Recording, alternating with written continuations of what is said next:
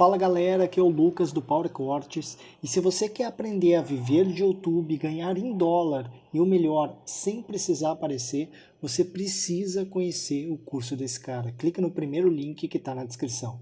E o ponto é que essa parte de pensar grande é muito importante. Porque se você pensa pequeno, para chegar no seu objetivo, e não tem nada de errado em pensar pequeno em prazos mais curtos. O Tony Robbins tem aquela frase muito famosa que diz que a gente costuma superestimar prazos curtos e subestimar os longos. Perfeito. Eu acho que a gente vai fazer o contrário, né? No curto você subestima de fato e você superestima o longo, porque no longo prazo muita coisa pode acontecer, igual aconteceu com a gente. Mas o ponto de pensar grande é importante porque pensar grande te obriga a agir de uma forma diferente. Se você só pensar, não, eu quero estar 10% melhor em termos de finanças do que eu tenho agora. Cara, 10% é melhoria incremental. Sim. Você não muda quase nada. Agora, se você se desafiar e falar, não, daqui a 5 anos eu tenho que ter um patrimônio 5 vezes maior do que eu tenho agora. Você sabe que no primeiro ano você não vai dobrar o patrimônio e depois dobrar de novo. Você vai saber que vai ser uma curva, mas você tem que fazer alguma coisa que vai te dar um baita resultado depois. Isso te obriga a agir de uma maneira que você nunca pensou em agir antes. Sim. Então esse é o ponto. Tem uma hora que ele fala, né? Tem que empreender, não tem que me livrar do meu contra-cheque estável. Ele fala que não precisa. Mas o único ruim de um contra-cheque estável é que isso coloca um teto para os seus rendimentos muitas vezes e te impede de fazer outras coisas. Então o ponto é, pense, né, grande e como que você vai fazer para transformar esse teu pensamento grande em de fato em ações que vão gerar ótimos resultados. Pensar grande é fundamental. Até porque pensar, grande ou pequeno, o trabalho é o mesmo.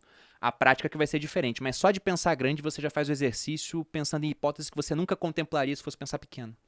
Cara, ô Bruno, eu quero fazer até uma consideração também. A gente escuta assim, né? Sonhar grande e sonhar pequeno dá o mesmo trabalho. Mas pensar grande e pensar pequeno, você acha que dá o mesmo trabalho?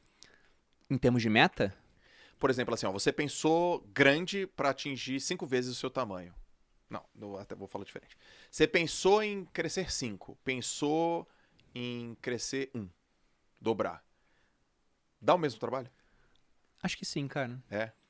Se você, vamos supor, eu gosto de separar períodos do dia para pensar. Não que minha cabeça respeite esses períodos, né? Ela costuma pensar depois disso também.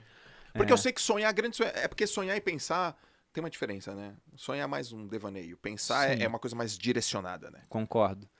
Mas por que eu digo isso? A gente não controla tudo que a gente pensa, né? Exatamente. Tô lendo um Desaparece. pouquinho do Nietzsche, que talvez eu coloque no meu clube do livro lá.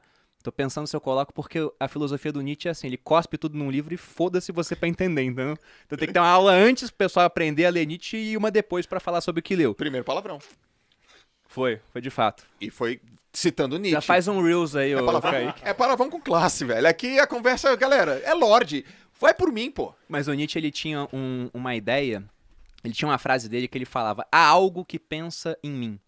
No seguinte sentido, de que o que você pensa é só uma fração daquilo que tem na sua cabeça, né? Ele fala que você tem um mar, por exemplo, e alguém num farol com uma lanterna ilumina um trechinho do mar, aquilo que você está pensando, mas há uma série de coisas que você não está pegando.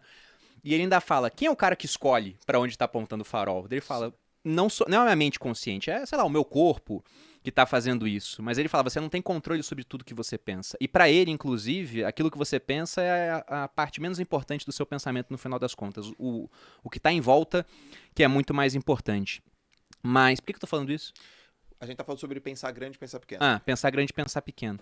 Na minha opinião, vai dar exatamente o mesmo trabalho, Joel. A questão é que, geralmente, para você colocar o seu plano em ação, o grande vai dar mais trabalho, porque te obriga a fazer coisas que você não fez antes. Exatamente. E aí que as pessoas travam. Porque fazer coisas que você não fez antes assustam. Você tem medo. E ele tem um arquivo de riqueza que fala disso, né? Que os ricos, as pessoas de mentalidade rica, agem apesar do medo, enquanto as pessoas de mentalidade pobre, elas ficam travadas pelo medo. Sim. E se você deixar que o medo te trave, você não faz nada diferente. Se você não faz nada diferente, você fica no mesmo local, apenas com melhoras incrementais. O que pra quem ganha muito bem, talvez seja interessante, mas pra quem tá na merda, tá endividado, precisa de renda nova, não tá satisfeito com o trabalho que tem, é a morte, pô. É. Então você tem que fazer coisas novas. E pensar grande vai te obrigar a fazer coisas novas. Cara, uma vez estava eu, você e o Thiago, né? Não sei se todos sabem, mas eu e o Bruno, nós somos sócios, junto com o Thiago Negro, nós somos sócios aqui no Grupo Primo. E o Thiago veio com uma colocação, ele falou assim, galera, vou fazer uma pergunta para vocês que me fizeram. E a pergunta foi a seguinte, o que você faria se tivesse dinheiro infinito? infinito. Quanto? 100 milhões de dólares, 500 milhões de dólares. O que você faria para crescer sua empresa com dinheiro infinito? Como é que você atingiria mais pessoas? Como é que você atingiria um resultado exponencial? E a gente começou a refletir. E aí o pensamento extrapolou, né? Não, a gente falaria com a Oprah, a gente contrataria publicidade, sei lá, na final do Big Brother Brasil. Foi umas paradas muito loucas assim, né? Aí ele fala assim, agora tira o dinheiro. A mente já, ela ficou esticada. O pensar grande faz a gente obrigatoriamente pensar de maneira exponencial. Pensar pequeno faz a gente pensar de maneira linear. É só apertar um parafuso. É melhor incremental. Melhor incremental, melhorou um processo, cresceu. Agora, para crescer de maneira realmente exponencial, vai ter que sair da caixa. Então, gente, um exercício, uma sugestão pense assim, o que você faria se você tivesse dinheiro infinito? Sem fim. Aí a sua mente, pô, se o dinheiro não é um problema, eu faria isso.